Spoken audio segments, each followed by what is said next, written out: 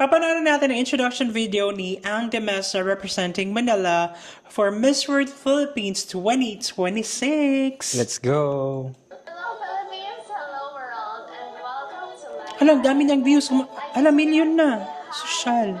Charing. 1.5 million viewers. Grabe, so Wow. I am Ang de Mesa, and I will be representing the city of Manila for this year's Miss World Philippines. So let's read some comments from our live Go. viewers. Oh, okay. So I Yung see a format. comment here from ALB Pageant Circle 2026. Tell us something about yourself.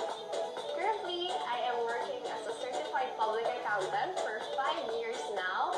But a fun fact, guys, I've always wanted to become a chemical engineer. Pero yung parents ko, they wanted me to become an accountant kasi mas marami daw pera.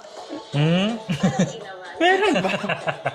So we have here another comment from Miss World Philippines 2026. Hello, Miss World Philippines 2026.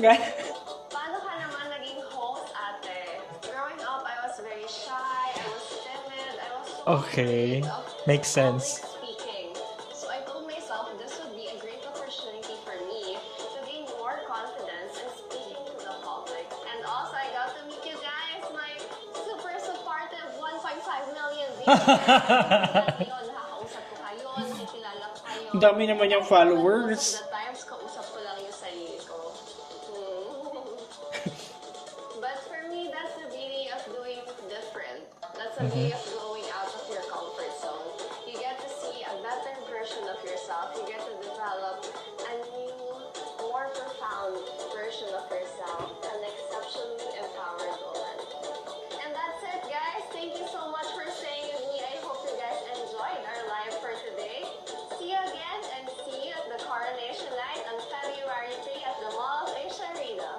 Wow, may invitation pa. Nice. It's very Gen Z-ish yung atake, di ba?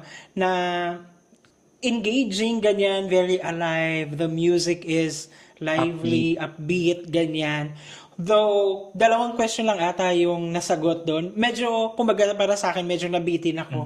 More facts or more Oo. information about her. Kasi it's an introduction. Kumbaga, engaging na sana yung platform or format, I mean. Pero yun nga, medyo limited, medyo konti lang yung na-tackle na details or description about her to get to know more. So, we wanted to get to know more about her. Parang Yeah. ganun. Siguro kung magiging series yun, no, you would be interested to parang panoorin yung the next part. Pero yun nga lang kasi may 1 minute na limit lang din. So, ako naman,